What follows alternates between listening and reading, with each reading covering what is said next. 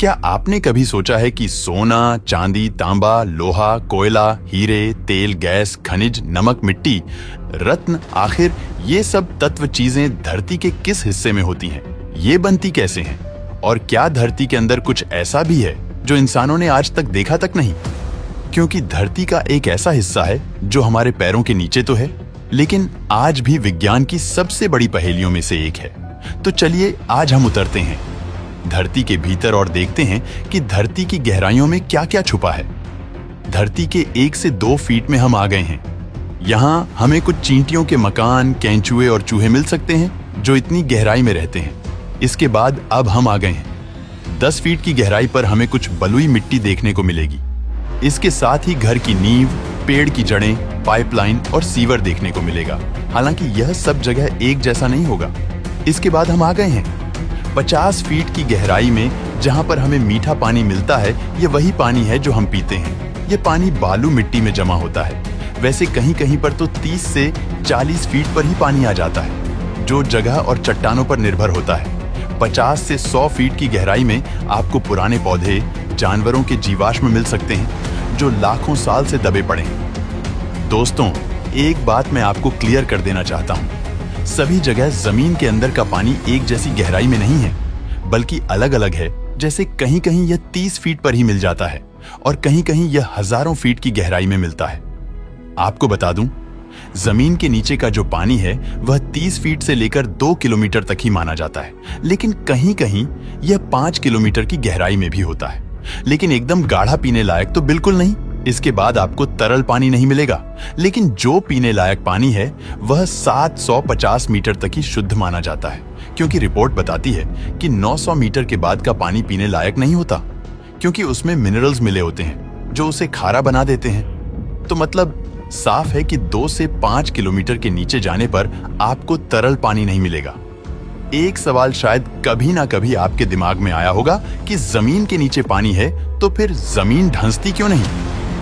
तो मैं आपको बता देना चाहता हूं, इसके कई कारण हैं। जमीन के अंदर का पानी बिल्कुल वैसा नहीं है जैसा समुद्र में होता है, बल्कि पानी जमीन के नीचे छोटे छोटे छेदों या दरारों में चट्टानों, रेत, कंकड़ और मिट्टी के बीच होता है। यह पानी नीचे की परतों में रुका रहता है। साथ ही यह एक प्रेशर उत्पन्न करता है और यह धरती को ऊपर की तरफ धकेलता है। अगर किसी जगह पर ज्यादा पानी मौजूद है और उसे ज्यादा मात्रा में निकाल दें तो वहां की जमीन नीचे धंस जाएगी, क्योंकि पानी खत्म होने की वजह से जमीन खाली जगह को भरने के लिए दबाव बनाती है।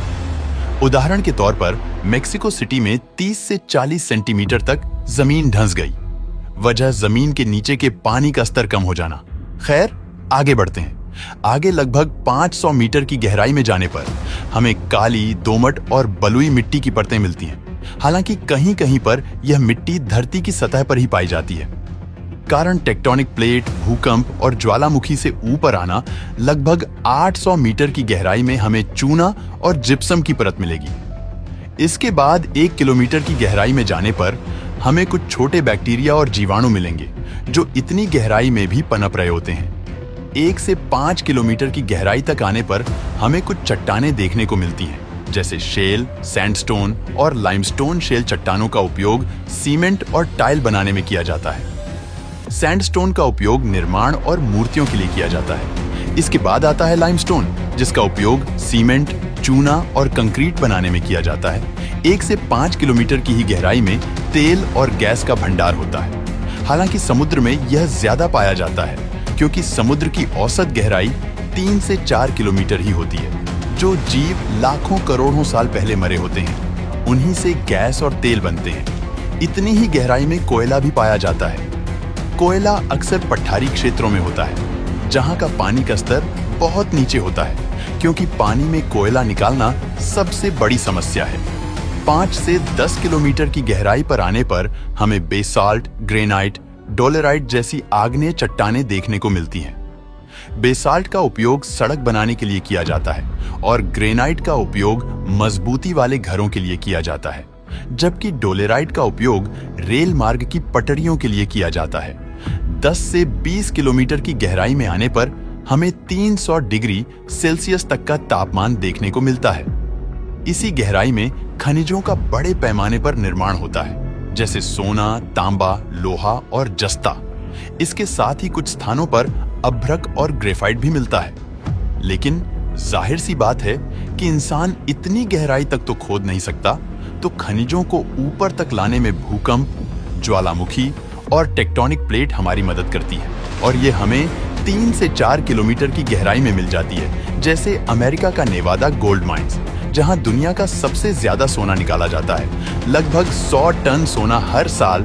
जब हम 20 से 35 किलोमीटर की गहराई में जाते हैं तो यहाँ पर तापमान लगभग 500 से 700 डिग्री सेल्सियस तक हो जाता है। इतनी गहराई में कायनाइट जैसे पत्थर बनते हैं, जिनका उपयोग गहनों में किया जाता है। 35 से 50 किलोमीटर की गहराई में जाने पर हमें 600 से लेकर 1000 डिग्री सेल्सियस तक का तापमान देखने को मिलता है।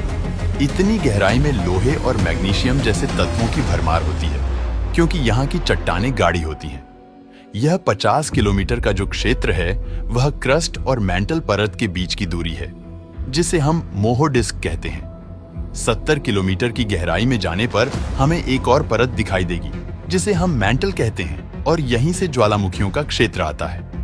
अब हम 70 किलोमीटर नीचे आ चुके हैं और क्रस्ट की परत खत्म हो चुकी है। अब हम मैंटल वाली परत में सफर करेंगे, जो करीब 2900 किलोमीटर जितनी मोटी है। यह परत धरती की सबसे मोटी परत है। यहाँ का तापमान 1000 डिग्री सेल्सियस होता है। 100 किलोमीटर की गहराई में आने पर हमें प्लेट टेक्टोनिक देखने को मिलेगी, जो अलग अलग दिखाई देंगी। आगे लगभग 450 किलोमीटर की गहराई में जाने पर तापमान लगभग 1600 डिग्री सेल्सियस तक हो जाता है। कुछ वैज्ञानिकों का अनुमान है इस जगह पानी का एक विशाल भंडार मौजूद है। शोध के अनुसार पूरे धरती के समुद्र के पानी से भी ज्यादा पानी यहाँ मौजूद हो सकता है, लेकिन यह पानी तरल नहीं बल्कि खनिजों में बंधा हुआ होता है, जिसे रिंगवुडाइट कहते हैं। 1000 किलोमीटर नीचे आने पर यहाँ न कोई पदार्थ ठोस और न ही तरल अवस्था में होता है, बल्कि जैसे एक ठोस प्लास्टिक होती है वैसा होता है। यह बहुत धीमी गति से बहती है, और यहीं से भूकंप, ज्वालामुखी और टेक्टोनिक प्लेट सरकने जैसी गतिविधि का निर्माण होता है। यहाँ का तापमान 1822 डिग्री सेल्सियस तक होता है। 2000 किलोमीटर नीचे आने पर हमें 3500 डिग्री सेल्सियस तक का तापमान देखने को मिलेगा। यह हिस्सा भी बिल्कुल आधी ठोस प्लास्टिक की तरह होगा, जो धीरे धीरे बहता है। अब हम आ गए हैं 4000 किलोमीटर नीचे, और हम पहुंच गए हैं धरती के आउटर कोर में, जो लगभग 2200 किलोमीटर मोटी है। यह परत आपको पूरी तरह से पिघला हुआ मिलेगा, जैसे लावा पिघलता है। यहाँ का तापमान 4000 से 5000 डिग्री सेल्सियस तक होता है। यह पिघला हुआ लोहा और निकल होता है, जो पानी की तरह बहता है। इसी बहाव के कारण धरती के मैग्नेटिक फील्ड का निर्माण होता है। यह वही मैग्नेटिक फील्ड है जो हमें सूर्य के खतरनाक चार्ज्ड पार्टिकल्स से बचाता है। आसान भाषा में, जब सूर्य धरती को नुकसान पहुंचाने के लिए हानिकारक पार्टिकल धरती की तरफ भेजता है, तो यह मैग्नेटिक फील्ड एक चुंबक की तरह पकड़कर उसे धरती से बाहर धकेल देती है, और हमारी धरती सुरक्षित रहती है। इसके बाद जब हम 2200 किलोमीटर मोटी यह परत पार कर लेंगे, तो हमें धरती की आखिरी परत दिखाई देती है, जिसे इनर कोर कहते हैं। हालांकि यह आउटर कोर की तरह पिघली अवस्था में नहीं होती, बल्कि यह ठोस होती है, क्योंकि धरती के अत्यधिक दबाव के कारण यह ठोस बन जाती है। हालांकि यहाँ का तापमान लगभग 5000 से 6000 डिग्री सेल्सियस जितना होता है, यानी यहाँ का तापमान सूरज की सतह के बराबर होता है। यह परत लगभग 1300 किलोमीटर जितनी मोटी होती है, मतलब क्रस्ट की मोटाई 70 किलोमीटर, मैंटल की मोटाई 2900 किलोमीटर, आउटर कोर की मोटाई 2200 किलोमीटर और इनर कोर की मोटाई 1220 किलोमीटर। टोटल 6300 किलोमीटर हमारी धरती गहरी है। अब इसके आगे जाने पर आपको वही परत उल्टी दिखाई देगी। जो हमने अभी जाना तो साफ तौर पर कुल धरती का व्यास 12780 किलोमीटर का बनता है। अगर आपको धरती के एक कोने से दूसरे कोने तक निकलना हो तो आपको 12700 किलोमीटर जितना गहरा खोदना पड़ेगा।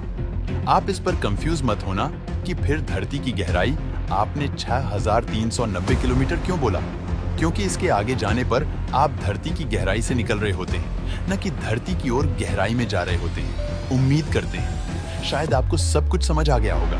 और हाँ, यह एक काल्पनिक यात्रा थी। लेकिन जो आपने धरती के बारे में जाना वह वैज्ञानिक खोज थी। वीडियो पसंद आया हो तो लाइक और दोस्तों में शेयर जरूर कीजिए।